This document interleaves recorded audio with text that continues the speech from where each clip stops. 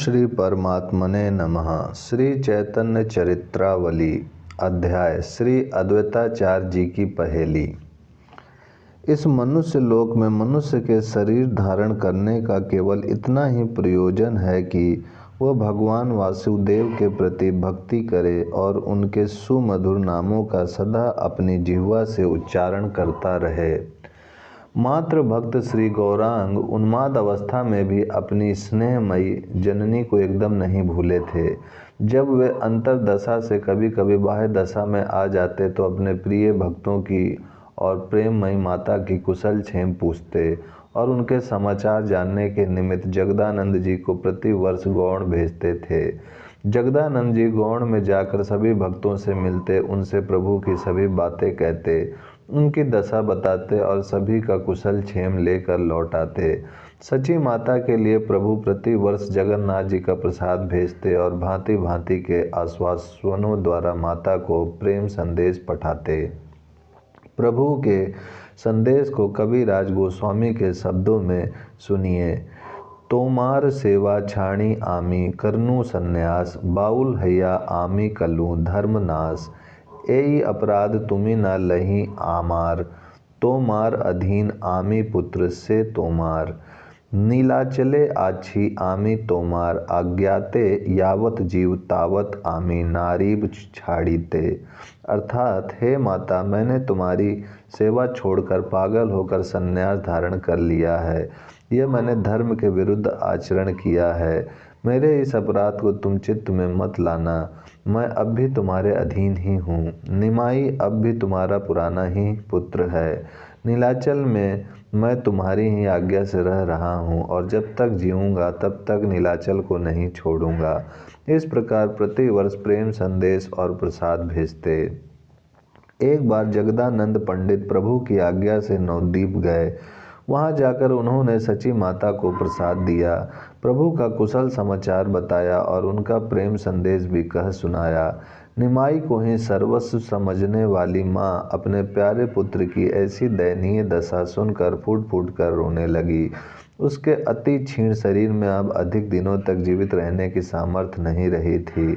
जो कुछ थोड़ी बहुत सामर्थ्य थी सो निमाई की ऐसी भयंकर दशा सुनकर उसके शोक के कारण विलीन हो गई। माता अब अपने जीवन से निराश हो बैठी। निमाई का चंद्रवदन अब जीवन में फिर देखने को ना मिल सकेगा। इस बात से माता की निराशा और बढ़ गई। वह अब इस विषय में जीवन भर को बहुत दिनों तक ढोते रहने में असमर्थ सी हो गई। माता ने पुत्र को रोते रोते आशीर्वाद पठाया और जगदानंद जी को प्रेम पूर्वक विदा किया। जगदानंद जी वहां से अन्याय नए भक्तों के यहाँ होते हुए श्री अद्वैताचार्य जी के घर गए। आचार्य ने उनका अत्यधिक स्वागत सत्कार किया और प्रभु के सभी समाचार पूछे। आचार्य का शरीर भी अब बहुत वृद्ध हो गया था। उनकी अवस्था 90 से ऊपर पहुंच गई थी। खाल लटक गई थी। अब वे घर से बाहर बहुत ही कम निकलते थे।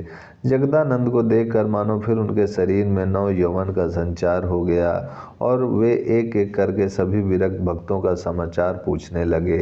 जगदानंद जी 2-4 दिन आचार्य के यहाँ रहे। जब उन्होंने प्रभु के पास जाने के लिए अत्यधिक आग्रह किया तब आचार्य ने उन्हें जाने की आज्ञा दे दी और प्रभु के लिए एक पहेली युक्त पत्र भी लिखकर दिया।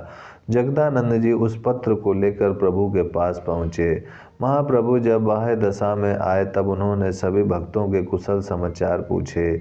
जगदानंद जी ने सबका कुशल क्षेम बताकर अंत में अद्वैताचार्य की वह पहेली वाली पत्री दी।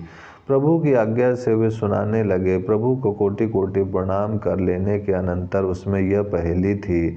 बाउले के कहीं लोक हईल बाउल, बाउल के कहीं बाटेना बिकाया चाउल, बाउल के कहीं काजे नाहिक आउल, बाहुल के कहीं इहा कहिया छे बाउल। श्री चैतन्य प्राणियों के जीवन के आधार चावल रूपी हरि नाम के व्यापारी हैं।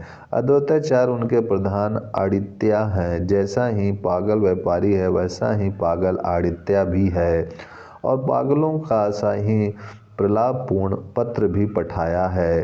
पागलों के सिवा इनके मर्म को कोई समझ ही क्या सकता है। पागल आड़तिया कहता है, उसे बावले व्यापारी से कहना, सब लोगों के कोटी कुटिला हरि नाम रूपी चावलों से भर गए। अब इस बाजार में सस्ते माल की बिक्री नहीं रही। अब यह व्यापार साधारण हो गया। तुम जैसे उत्तम श्रेणी के व्यापारी के योग्य अब यह व्यापार नहीं है। इसीलिए अब इस हाट को बंद कर दो। बावले व्यापारी को बावले आड़तिया ने यह संदेश भिजवाया है। सभी समीप में बैठे हुए भक्त इस विचित्र पहेली को सुनकर हंसने लगे। महाप्रभु मन ही मन इसका मर्म समझकर कुछ मंद मंद मुस्कुराए और जैसी उनकी आज्ञा इतना कहकर चुप हो गए। प्रभु के बाहरी प्राण श्री स्वरूप गोस्वामी को प्रभु की मुस्कुराहट में कुछ विचित्रता प्रतीत हुई। इसीलिए दीनता के साथ पूछने लगे, प्रभु मैं इस विचित्र पहेली का अर्थ समझना चाहता हूँ। आचार्य अद्वैत राय ने यह कैसी अनोखी पहेली भेजी है। आप इस प्रकार इसे सुनकर क्यों मुस्कुराए। प्रभु ने धीरे धीरे गंभीरता के स्वर में कहा, अद्वैताचार्य कोई साधारण आचार्य तो है ही नहीं। वे नाम के ही आचार्य नहीं है, किंतु आचार्य पन्ने के सभी कार्य भली भांति जानते हैं। उन्हें शास्त्रीय विधि के अनुसार पूजा पाठ करने की सभी विधि मालूम है। पूजा में पहले तो बड़े सत्कार के साथ देवताओं को बुलाया जाता है, फिर उनकी षोडशोपचार रीति से विधिवत पूजा की जाती है, यथा स्थान पधाराया जाता है। जिस मांगलिक कार्य के निमित्त उनका आह्वान किया जाता है और वह कार्य जब समाप्त हो जाता है, तब देवताओं से हाथ जोड़कर कहते हैं, गच्छ गच्छ परम स्थानम, अर्थात अब अपने परम स्थान को पधारिए। संभवतः यही उनका अभिप्राय हो। वे ज्ञानी पंडित हैं, उनके यह अर्थ को ठीक ठीक समझ ही कौन सकता है। इस बात को सुनकर स्वरूप गोस्वामी कुछ अनमनस्क से हो गए। सभी को पता चल गया कि महाप्रभु अब शीघ्र ही लीला स्मरण करेंगे। इस बात के स्मरण से सभी का हृदय फटने सा लगा। उसी दिन से प्रभु की उन्माद अवस्था और भी अधिक बढ़ गई।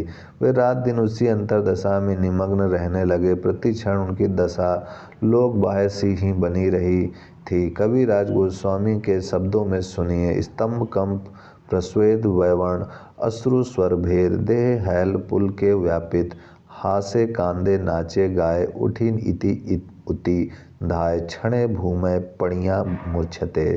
शरीर सन्न पड़ जाता है, कब कभी छूटने लगती है, शरीर से पसीना बहने लगता है, मुख म्लान हो जाता है, आंखों से अश्रुधारा बहने लगती है, गला भराता है, शब्द ठीक ठीक उच्चारण नहीं होते हैं, देह रोमांचित हो जाती है, हंसते हैं, जोरों से रुदन करते हैं, नाचते हैं, गाते हैं, उठ उठकर इधर उधर भागने लगते हैं, क्षण भर में मूर्छित होकर भूमि पर गिर पड़ते हैं। प्यारे पगले दयालु चैतन्य, क्या इस पागलपने में हमारा कुछ भी साझा नहीं है। हे दीन वत्सल, इस पागलपने से यत्किंचित भी हमें मिल जाए तो यह सारा हीन जीवन सार्थक बन जाए। मेरे गौर, उस मादक मदिरा का एक प्याला मुझको भी क्यों नहीं पिला देते।